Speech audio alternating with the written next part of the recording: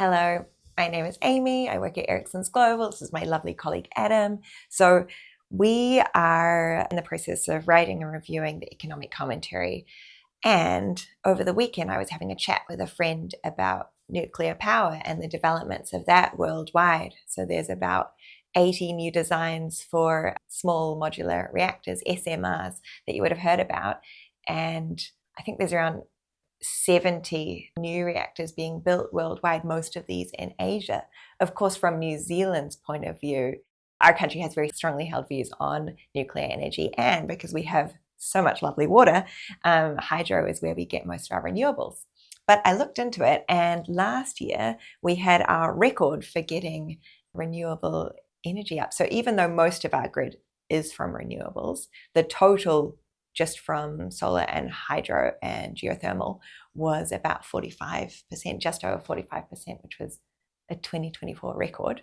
So exciting times, but globally, nuclear is the energy development flavor of the day because it's so comparatively low carbon. So we're here to talk about that. We may or may not include it in the economic commentary, but as a juicy extra bit, here's a bit of a discussion. So, yeah, I think it's always nice for us to have some extra stuff on LinkedIn that you can't just find in our report. And yeah, the nuclear discussion, I mean, you've really seen a resurgence of that in certain areas in Europe as well, off the bat of trying to move energy infrastructure away from reliance on the likes of Russian oil.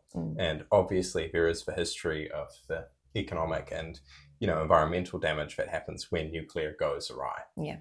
But it is one of those things which for many countries is an attractive source of that base load energy that you can run through the night that isn't going to cut out on you on a cloudy day or when it's still. Yes, or in a dry year like for New Zealand's hydro. Yeah, and one of the things that we can kind of look at in New Zealand as well, what are we doing with respect to electrification? And one of the challenges increasingly is dealing with the likes of, everybody charging their electric vehicle when they get home in the evening, and just the sheer amount of power demand early morning, 5 p.m., so on and so forth. Yeah. And how to deal with that.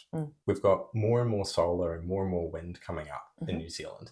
But again, those intermittent power sources can run into issues when we do find ourselves with weather conditions that just aren't particularly great, or those really big spikes in demand when you'd really want to have energy stored up somewhere. Yes, it is the storage that's the ongoing issue. But I mean, technology is developing that space, but that's the tricky bit with renewables, right? Where do you put all the energy when you're not using it and it's not the peak? Exactly. I mean, back in 2023, one of the projects which was scrapped early on in the current government was the Lake Onslow hydro project. So that would have quite considerably expanded our ability to use pumped hydro for storing energy. Yeah. And excitingly, there's a private consortium that's looking to actually try and get that done under the new fast track legislation. So I think that they may or may not have put through an application on getting fast track approval. Yes. We'll have to see how developments with that go. But if that happened, that's one way in which New Zealand can continue to have a really firm, strong base of renewable energy,